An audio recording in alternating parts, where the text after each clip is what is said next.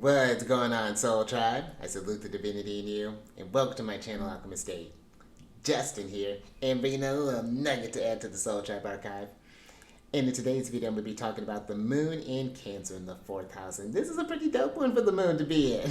The moon's at home, literally. But when you're talking about the good old moon, the moon is really closely tied into the body. This is how, we can tell, it's when you're feeling good in the body, when you're feeling kind of meh, when you're feeling like, ugh, that's lunar shenanigans, especially the emotions, that come up in the body as well when we're happy, we're sad, we're angry. Those are, frustrated. Those are going to be lunar things, things that change constantly because the moon changes constantly. It's the fastest moving like celestial body in our solar system, takes a lap around the zodiac in just a month.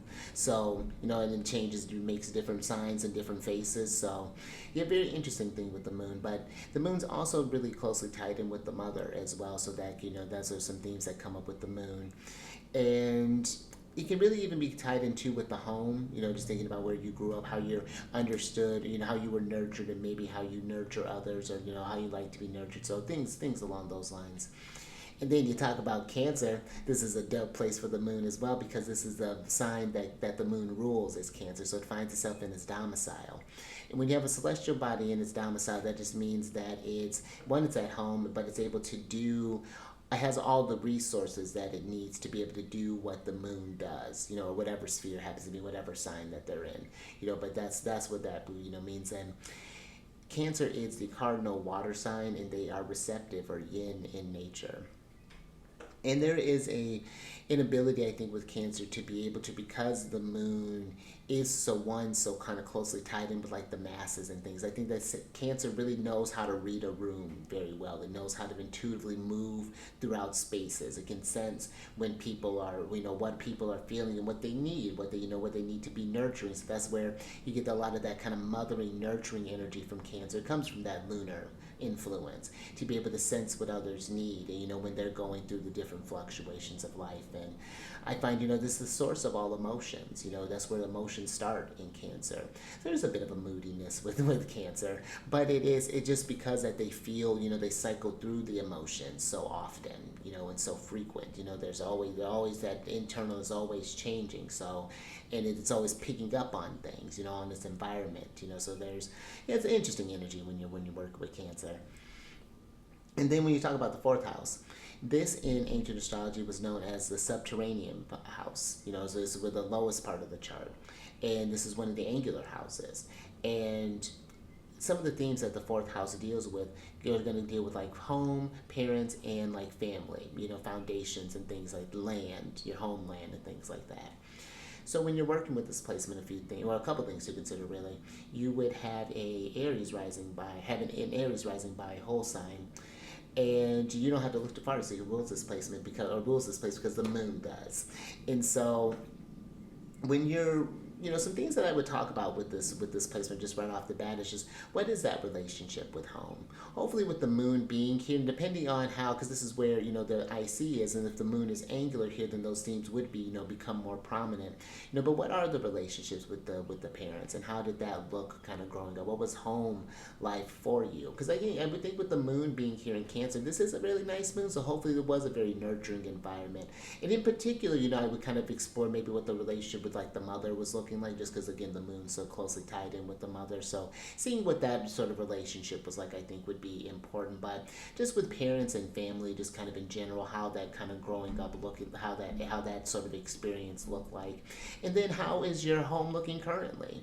I think that is a really important thing, that the home would be an important reflection of oneself, just as the moon reflects the sunlight. I think think of it as the home reflecting what's going on within you. So if you notice that maybe there's a lot of clutter that's going on, there must have been something that maybe I've been really busy as of late, maybe been dealing with different sort of things, maybe different kind of family things or whatever that's looking like. But having a relationship where you're taking care of your home, just keeping up with it, just as far as like the chores, investing in some land, maybe even building your home space, learning maybe even some sort of like handy tool or handy sort of like trades. Maybe you learn how to do your own piping, or how to lay down your own floors, or whatever that's looking like. Maybe you just want to build your own house, whatever that's looking like. So those are some things. Maybe even I would see this, just thinking in sort of like an occupational sense, this could be maybe someone who works in like real estate would be, I think, a really great thing. There's some kind of like property management, I think, would be a really good one for the moon in this placement. But also too, maybe working with different families, possibly maybe some sort of like family therapy or something along those lines. I could see this kind of manifesting, the moon being a very great mediator again, I think, for the home, and being able to bring everyone into regulation. I think that would be a really neat one to come out to. But even too, just thinking, how does your homeland, or like your well, yeah, it can get as big as your country, but even just like your neighborhood, does this feel like this is something that, do you feel comfortable here, even with all of the changes that'll happen over what happens in the neighborhood, and in different areas as things start to build up and things like that. So, that's another place I would kind of pay attention to your relationship with that sort of energy. And then even thinking too, just what are your thoughts on being a parent?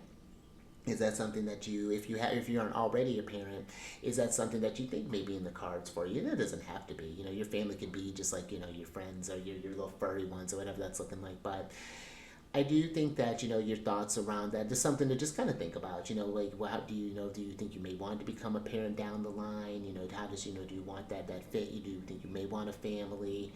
Just all of those things. You don't have to necessarily buy a home, but again, having like a good sort of like somewhere where you can have a good foundation, whether it be, maybe you end up buying your apartment or something like that, or whatever that might look like. But those would be just some like rough things, like some general things that I would just kind of talk about with someone with this placement.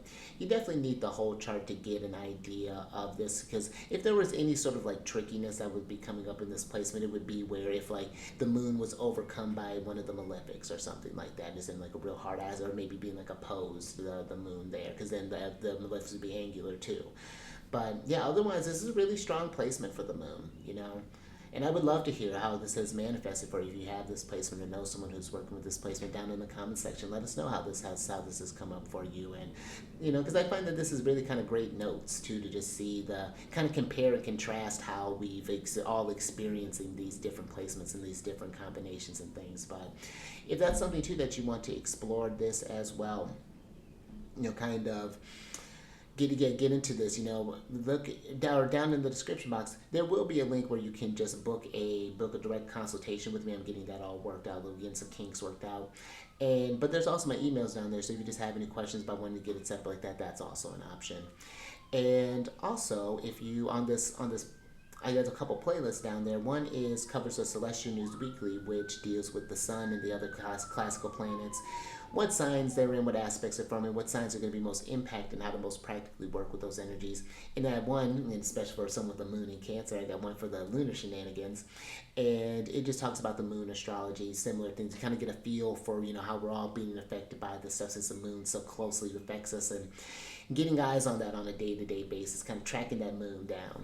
But it just talks about the aspect, when the moon reaches its heights of its aspects, and what phase it's in, when it's going void of course, and when it changes signs, all that good stuff there. So, but that's all I got for you. So until next time, stay mindful out there. Keep raising that vibration through the roof.